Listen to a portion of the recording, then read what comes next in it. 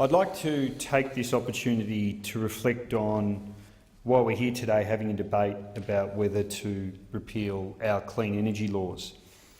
I don't think a debate about how best to respond to climate change is a bad thing. I think it's a good thing. There are many different views on the best strategies to tackle climate change. Many of them are perfectly reasonable and worthy of debate.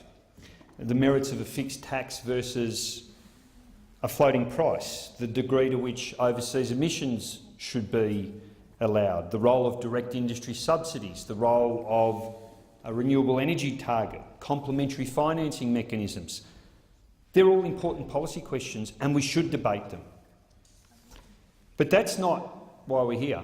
That's not what we're debating today. This isn't a debate about the most appropriate economic response to the threat of runaway climate change. What's so disappointing today is that we have a debate because the Australian Parliament is still divided on whether climate change is worth responding to at all, on whether climate change exists, on whether it's real. We've been over this issue many times and there are many things I could say. But for me the most interesting question is this: how is it that something that's accepted as a scientific fact in most other developed countries is still the subject of such intense debate here in Australia? And I say that because the existence of climate change is not a matter of opinion. It's a scientific question that we can answer empirically. And I do accept science is messy. Scientific discovery is not really an event, it's a process. Eureka moments are the exception rather than the rule. It is messy. It involves real-world experimentation. It involves developing complex models. It involves repeating those experiments. It involves publishing results. It involves testing your conclusions by publishing your evidence in the peer-reviewed literature. And the conclusion of the scientific process when it comes to climate change tells us something unambiguously: that human-induced climate change is real, that it's happening and that it's cause for enormous concern. Now, most countries accept this. They accept that climate change is a real threat to our way of life, and they accept that not taking strong action is simply unthinkable. And in most countries this isn't a political issue. It's not a left-right issue. It's not a conservative versus progressive issue. In fact, in many countries, it's the economic drives in the tradition of Margaret Thatcher that are leading the charge, that are pushing for a robust response to climate change because they know that the biggest hump in the road on the way to economic growth is now climate change. They understand that you can't talk about jobs or housing or cost of living or taxes without taking into account the effects of climate change. So what is it in this country that makes it such a hot political issue? Why have we got so many armchair experts who claim to have some special insight into the science? I think on reflecting on that question, the example of tobacco control is actually quite instructive because the parallels are quite stark. And I'd like to point to the work of the authors of a publication called The Merchants of Doubt, who have documented these parallels in great detail. It's now 50 years since the Surgeon General in 1964 stated categorically that smoking was a cause of lung cancer, and yet it took decades before governments acted. Why the delay? Well, many of the same factors are here at play when it comes to climate change. In both examples, what you see is the role played by a small group of hand-picked scientists, the role of vested interests, the role of the media, and the lack of political leadership, all coming together in a lethal cocktail where the community are confused and where complacency and inertia is the result.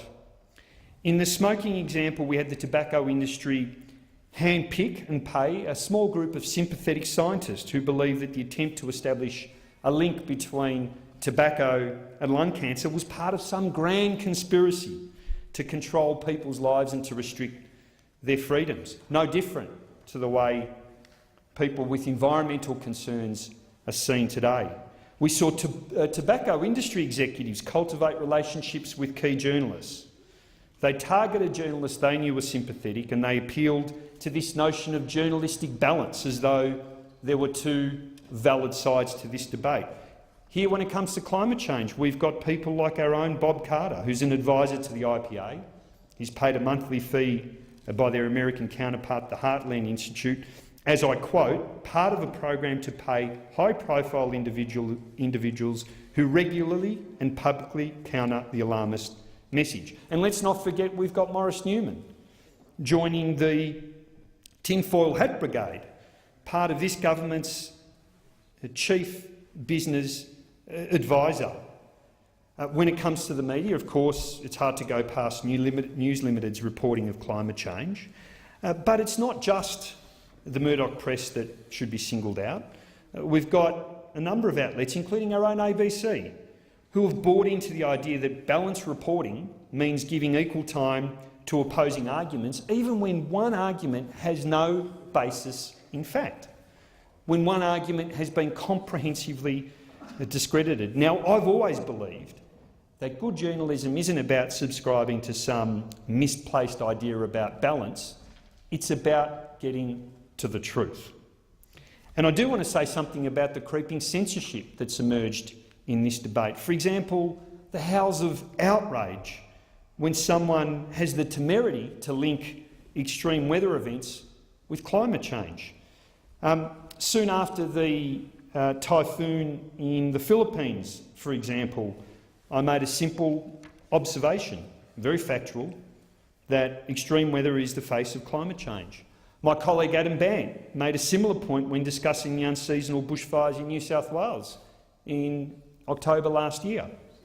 And of course we got the mock outrage from the usual suspects, people like Andrew Bolt saying it was disgraceful that the Greens use a natural disaster to pursue a political agenda, that they would seek to use or gain political advantage out of this event, that the cheap opportunism of this sort is to be deplored, that our comments were insensitive and hurtful, and that we're ideologues who'd use any human tragedy for our own selfish political ends. Well, the ultimate disrespect here is not by those people who are prepared to state what is a simple fact, but the disrespect here is to those victims, because we have self-appointed censors who indicate that it's now inappropriate to point out that what we're seeing is something that harms people right around the world. Is it the wrong time to talk about road safety if a bus goes off a cliff? Is it wrong to be talking about the responsibility of the coal mine operators in Morwell while that town's blanketed in smoke? Should we not talk about alcohol-related violence when someone is in intensive care? Of course we should. That is precisely the time to talk about it. At a time when these things occupy the public consciousness, that is precisely the way to talk about it. It's not just the Greens who say that. Listen to what the delegate to the Warsaw Climate Conference said days after the typhoon in the Philippines.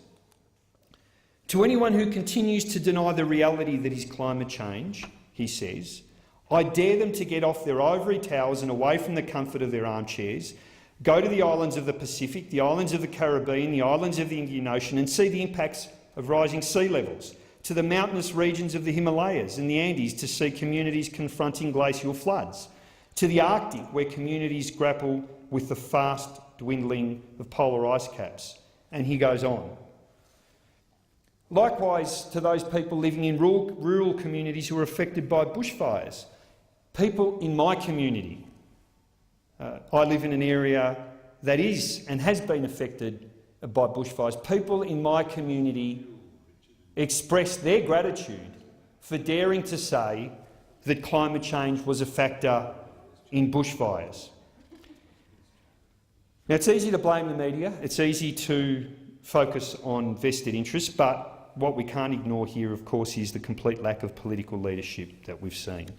And I was disappointed when Labor walked away from what was then the greatest moral challenge of our generation and proposed a citizens' assembly. I was very disappointed at that, but of course the great criticism here must be directed at the Abbott government. The opportunism here, the real political opportunism, was seizing the leadership on the back of his party's division over the issue of climate change and suddenly turning in an environmental catastrophe into a cost of living debate.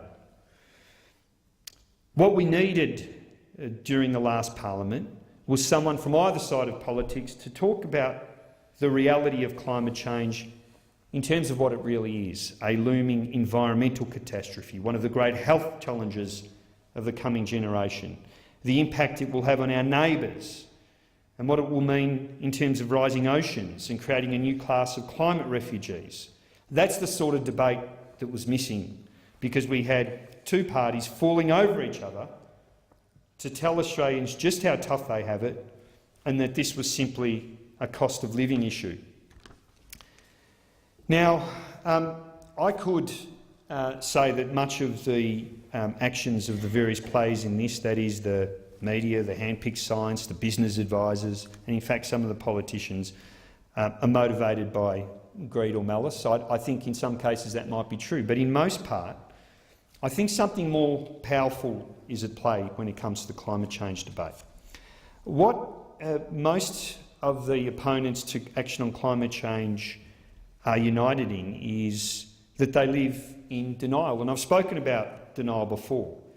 It's a very powerful defence mechanism because it helps you to deal with uncomfortable, or dare I say it, inconvenient truths. I saw it many times in my medical practice, like the smoker who coughs up blood but refuses to go and see a GP, or the lady who has a lump and refuses to go and see a GP because they worry about what the implications might be. And when it comes to climate change, something very similar is going on. We have people who are simply unable and ill-equipped to deal with what is a very uncomfortable truth. And it's uncomfortable because climate change challenges, at its heart, the conservative worldview, this worldview that grants humans dominion over the earth, that challenges conservative notions of progress, and above all it forces people on that side of politics that the market has failed. And almost exclusively people on the conservative side of politics have an almost blinkered worldview when it comes to the infallibility of markets. They see that any challenge to the primacy of markets is a heresy, that any government intervention is an evil to be avoided at all costs. But of course it's a belief system, it's an article of faith, no different to any other form of fundamentalism. The irony, of course, is that opponents of putting a price on pollution are actually arguing against market principles. And it might surprise people to know that many of us over here understand the importance of markets, but we also recognise that markets fail. Where there are monopolies, where there's information asymmetry, where there are externalities, as we've seen with climate change, markets don't operate efficiently. And climate change represents the most spectacular example of market failure that our generation has ever seen. And that's why most economists understand that putting a price on pollution is the most efficient way of combating climate change. And it's why direct action has no support amongst the mainstream economic community. Tony Abbott once said that carbon dioxide was an odourless, colourless gas. Well, direct action is friendless and it stinks. I want to talk quickly about the carbon tax bills. Australians do have every right to be very proud of the package of clean energy legislation that was introduced in the last parliament.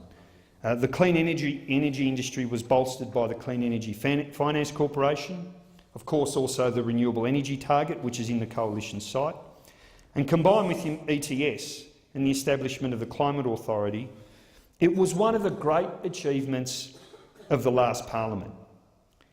And the Greens understood it wasn't perfect, but we were proud of it. We were proud of it. But it was undermined from day one. It was undermined by political opportunism, by cheap shots, by misleading claims, and by simple slogans. You see, it's easy to wreck things. Being a wrecker is easy. Tearing things down is easy. Building things is hard.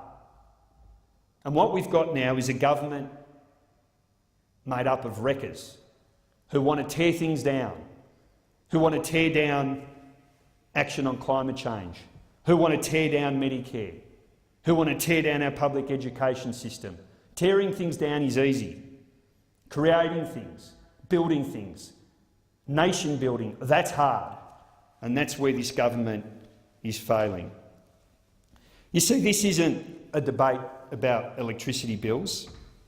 It's not a debate about scoring cheap political points and settling scores. It's not about left-right politics. It's not about conservationists versus obstructionists. This is a debate about life and death. And reducing it to a misleading discussion of a few dollars here and there, it's irresponsible. That's where the real political opportunism is happening. Failing to face up to the challenge of climate change because there is some political mileage to be gained is the very essence of political opportunism. Now, I am certain of one thing, that Australians of the future, the generations that come after us, will look back on today's debates with a mixture of both anger and bewilderment. They will know that, unlike generations before us, we had the science, we had the knowledge, and yet we failed to act. We had the knowledge and we did not act. The clean energy package implemented with the support of the Greens represented real hope in turning the tide on climate change and putting Australia on a clean energy footing. To step back now, that the evidence is clear, that we have the knowledge, is a great tragedy. It would be a complete abrogation of our responsibility to future generations. I therefore urge the Senate to do what's right. We can't pass these bills and we can't walk away once again from the great moral challenge of our generation. We must protect our clean energy laws.